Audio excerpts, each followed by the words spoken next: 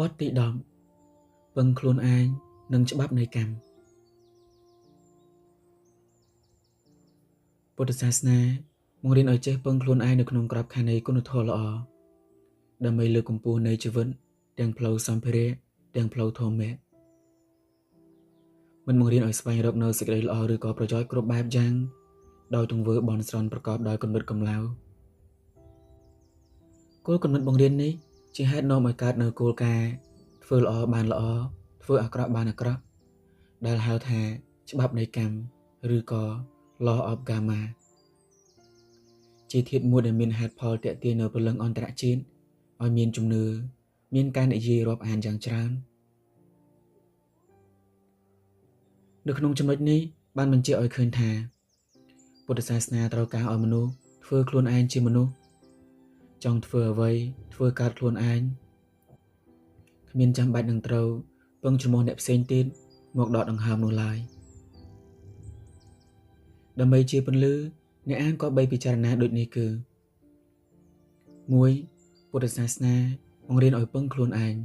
នៅក្នុងការប្រកបនូវគុណធម៌ដែលប្រសើរថ្លៃថ្នូរគ្រប់បែបយ៉ាង2បង្រៀនឲ្យពឹងខ្លួនឯងនៅក្នុងការលើកកម្ពស់នៃជីវិតរបស់ខ្លួននៅក្នុងវត្ថុទូទៅហៅថាវឌ្ឍនធម៌3មិនបង្រៀនឲ្យរុករកនៅសេចក្តីល្អឬក៏វឌ្ឍនភាពនៃជីវិតដោយប្រើគំនិតបន់ស្រន់បួងសួង4បង្រៀនឲ្យចូលចិត្តច្បាប់នៃកម្ម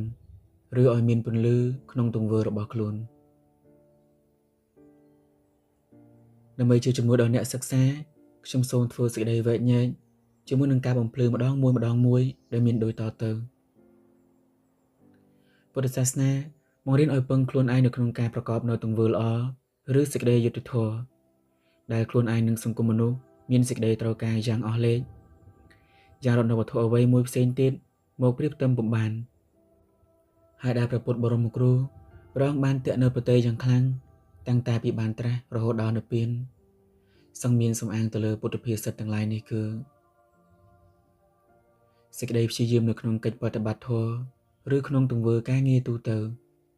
ជាករណីដែលអ្នកទាំងឡាយត្រូវពឹងទៅលើកម្លាំងខ្លួនឯងអនុវត្តខ្លួនឯងតថាគតមានមុខងារត្រឹមតែបង្ហាញនៅទ្រឹស្ដីនិងចង្អុលប្រាប់នៅទនិច្ចនៃការ